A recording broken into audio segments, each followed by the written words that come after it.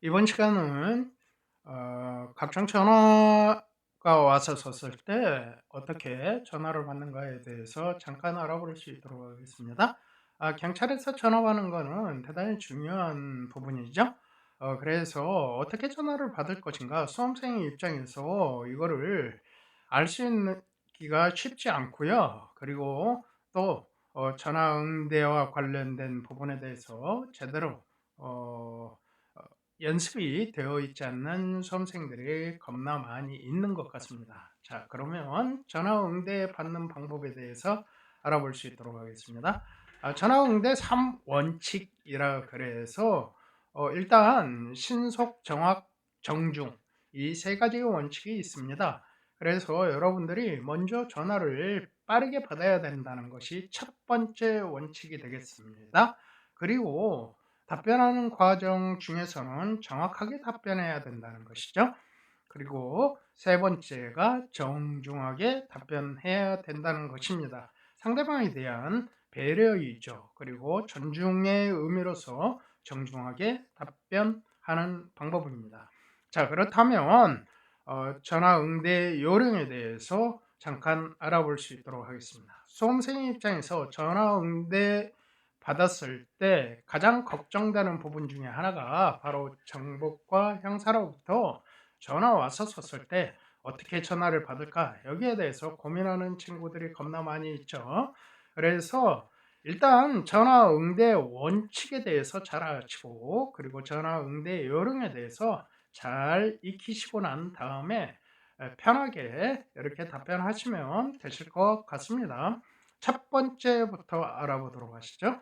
자, 벨이 3번 이상 울리기 전에 받아야 된다 하는 것이 기본 원칙이 되겠습니다. 벨이 3번 울리기 전에 빠르게 전화를 받아서 대화를 이어나가셔야 되고요. 만약에 3번 이상 울린 후에 받게 된다면 오래 기다리게 해서 죄송합니다 라고 꼭 말을 덧붙여 주시기 바랍니다. 그리고 두 번째가 자신의 이름을 이야기한다 이거입니다. 이 부분은 뭐냐 하면 전화벨을 울리고 나서 자기가 전화를 받게 되자마자 바로 네, 홍길동입니다 라고 하면서 전화를 받게 된다면 상대방의 입장에선 내가 누구한테 정확히 전화를 했구나 라는 것을 알 수 있게 하기 때문입니다. 그래서 자신의 이름을 먼저 이야기해 주는 것이 상대방에 대한 예의이죠. 그래서 저 홍길동입니다 라고 했었는데 통화 상태가 안 좋은 경우라고 한다면 여보세요 라고 이야기할 수도 있지만 가능한 한 여보세요라는 단어는 사용하지 않는 편이 좋은 경우입니다. 그리고 세 번째, 상대를 확인하는 것입니다. 왜냐하면 최근에 보이스피싱과 관련된 여러 가지 걱정스러운 부분들이 많이 있죠. 자기가 잘 모르는 전화가 왔었을 때는 스팸인가 하는 생각이 있을 수도 있기 때문에 그래서 상대방에 대해서 물어보는 경우가 대단히 많이 있습니다.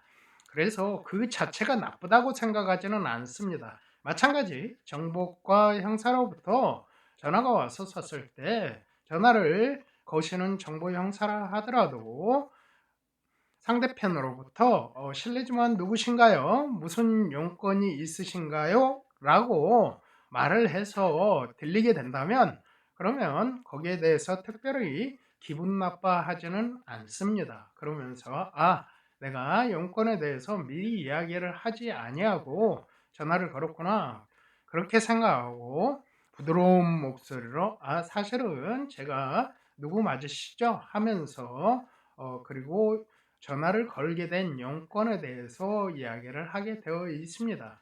그렇게 된다면 네, 감사합니다 라고 웃으면서 그렇게 하게 된다면 분위기가 화목한 가운데에서 대화가 잘 이루어질 수 있습니다. 그래서 상대방에 대해서 무슨 용건이신가요? 하고 부드럽게 질문을 하시고요. 그리고 막 따지듯이 이야기하지 마시고요. 그리고 그렇게 하고 나서 용건을 상대방에서 이야기를 하게 되었다고 한다면 "아 네. 감사합니다."라고 그렇게 답변하시면 되겠습니다. 그리고 네 번째가 상대가 묻는 요지에 대해서 간결하게 명쾌하게 이야기한다. 이거는 뭐 전화에서 대단히 중요한 부분이죠. 질문의 의도가 바로 여러분들에게 궁금했던 부분을 알고 싶어 하기 때문에 그렇습니다. 그래서 그런 경우라고 한다면 거기에 대해서 대체적으로 자기가 알고 있는 범위 내에서 이야기를 하게 되면 되겠습니다. 다만 수험생 중에서 감추고 싶은 흑역사와 관련된 부분, 예를 들어서 기록이 있다든지 이런 부분이 있는 거에 대한 질문 역시 사실대로 서명하시면 되겠습니다. 서명하시는 방법에 대해서는 따로 저에게 개별적으로 문의를 하시게 된다면 그러면 서명하는 방법에 대해서 제가 잘 말씀드릴 수 있도록 하겠습니다. 다만 최근에는 경찰 수험생 중에서 과거 전과가 있다든지 이런 친구들은 의외로 많지는 않은 것 같습니다. 그래서 특별히 이와 관련돼서 문제가 발생하거나 그런 경우는 거의 없지만 혹여라도 과거에 무슨 폭력 전과라든지 이런 부분이 있다고 한다면 그 부분에 대해서 정보 형사가 물어볼 수밖에 없습니다. 그렇다면 자세하게 사실을 감추려고 하지 말고 사실대로 말씀해 주시는 편이 여러분들한테 이익입니다. 그리고 정보 형사가 전하하는 내용의 대략적인 크게 세 가지에 대해서 주로 질문을 하게 되는데요. 첫 번째가 바로 여러분들의 재산 관계이죠. 특히 동산이거나 부동산, 특히 동산 관련된 부분에 있어서 채권과 채무 부분에 대해서 특히 질문을 많이 물어봅니다. 왜냐하면 경찰관으로 임용될 예정자인 사람이 신용불량자이거나 이런 경우라고 한다면 직무 수행을 하는데 방해가 되는 부분이 있을 수가 있다고 생각하기 때문에 그렇습니다. 그래서 그 부분에 대해서는 사실대로 이야기를 해 주시고요. 특히 부동산이 자기 명의로 되어 있는 경우라고 한다면 당연히 그 부분에 대해서 대출하는 부분이 있을 것입니다. 그래서 대출 부분에 대해서 채무가 있다고 한다면 그 부분에 대해서 자세하게 말씀드리고요. 그리고 학자금 대출 같은 경우가 있다고 한다면 그 부분에 대해서도 바로 말씀드리는 편이 좋다고 생각을 합니다. 다만 여러분들이 동산을 축적하는 과정에서 단순하게 저축성 예금뿐만이 아니라 그리고 코인과 같은 부분이 있는데요. 코인과 같은 부분은 동산에 포함을 안 시키는 게 좋다고 생각을 합니다. 왜냐하면 코인의 문제는 바로 국가에서 인정을 안 하고 있기 때문에 그렇죠.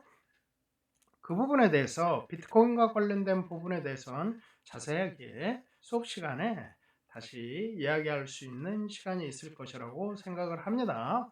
왜 그런가? 그리고 법적으로 문제가 되는 부분이 상당히 있죠.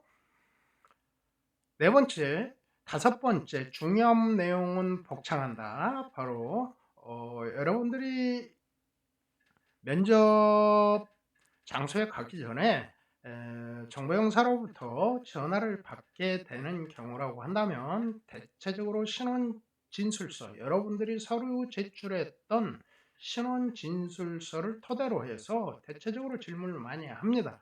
그렇지만 가외적으로 여러분들이 왜 경찰에 지원을 하시게 되셨죠? 라고 지원 동기를 물어보는 경우도 간혹 있습니다. 왜냐하면 여러분들이 수많은 직업이 있는데 왜 경찰을 선택하시고 경찰에 그렇게 매달리게 되시는가 하는 부분에 대해서 정부 용사가 궁금해하는 경우도 있기 때문에 그렇습니다. 그래서 이 부분에 대해서 지원 동기와 관련돼서는 깔끔하게 준비를 해 주시는 편이 좋을 듯 합니다. 그리고 그러다 보면 정부 용사로부터 의외로 이러한 부분에 대해서는 이렇게 하시는 편이 과거 제가 수험생 시절 때 경험에 비추어 봐서 나을 듯 싶습니다. 라고 이렇게 충고 아닌 충고 형태로 이야기를 한다고 한다면 거기에 대해서 기분 나빠하지 마시고 네, 그렇게 하도록 하겠습니다. 라고 그 부분에 대해서 다시 재차 복창을 해주시면 상대방 입장에서도 이 친구가 나의 피드백에 대해서 수용을 하는구나 하면서 호감을 느낄 수 있습니다. 그래서 복창을 해주도록 해주시고요. 그리고 끄진살을 할 때입니다. 끄진살을 할 때는 꼭 전화 주셔서 감사합니다 또는 수고하십시오 라는 말로 그래서 끄진살을 해 주셔야 되는데요. 그런데 이러다 보면 여러분들이 간혹가다 오버하시는 분들이 있습니다. 의외로 다양한 언어로 예를 들어서 은혜는 잊지 않겠습니다 등등 이런 과잉 오버하는 멘트를 날리시는 분들이 있는데 그러한 멘트는 그닥 도움이 되지 않습니다. 깔끔하게 여러분들이 전화 주셔서 감사합니다 또는 수고하십시오 라고 표현을 하면서 끝인사를 해주는 게 올바른 방향이고요.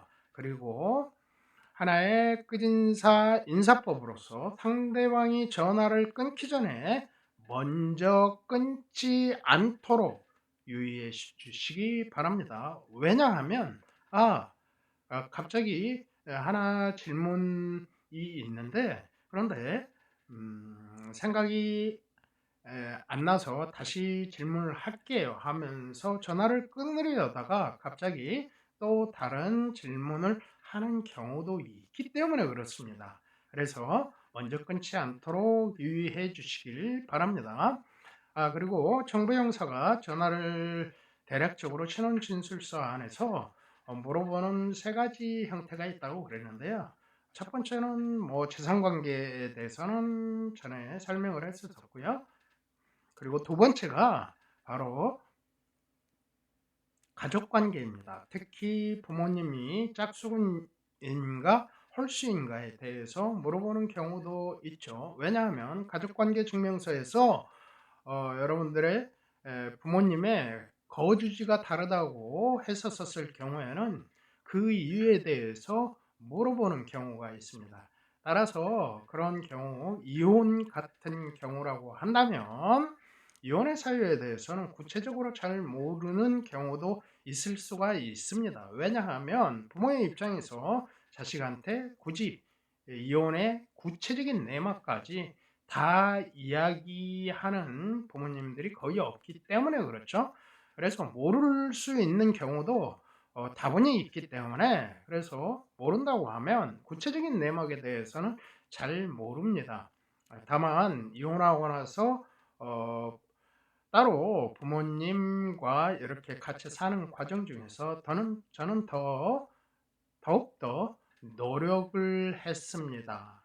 그런 바른 마음과 올바른 태도를 갖기 위해서 부단히 다른 친구들보다 더 많은 노력을 했습니다.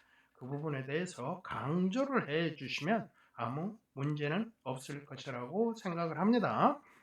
그리고 마지막으로 주변 평가입니다. 친구 교우 관계에 있어서 여러분들이 주변 사람들로부터 어떠한 평가를 받고 지금까지 지내왔었는가 이 세 가지가 바로 정부 형사가 기본적으로 여러분들한테 묻고 싶은 부분이고요. 그리고 또한 체불하신 분들 같은 경우에 가장 최근에 체불하신 경우 예를 들어서 24년 1차 최종 면접에 도전하시는 분들이 만약에 23년도 2차거나 1차에 같은 시도 경찰청에서 이런 정부 형사로부터 응대 문답을 했었다고 한다면, 그러면은 그 기록이 시도 경찰청에 남아 있기 때문에 때로는 전화가 안 갈 수도 있습니다. 뭐 특별히 그때 하신 내용과 변동 사항은 없으시죠? 라고 하면서 특별히 더 이상 진행을 안 하는 경우도 많이 있습니다. 왜냐하면 정보 용사들이 하루에 여러분뿐만 아니라 다양한 사람들과 전화를 통해서, 그래서 나름대로 보고서를 작성해야 되기 때문에 그렇습니다. 그런 경우에 왜 나한테는 전화가 안 오지? 하고 그렇게 궁금해하실 필요는 없다는 것이죠. 최종 불합격과 같은 시도경찰청에서 최근에 불합격한 경험이 있었다고 한다면 전화가 안 갈 수도 있다 하는 점을 여러분들이 기억해 두시기 바랍니다.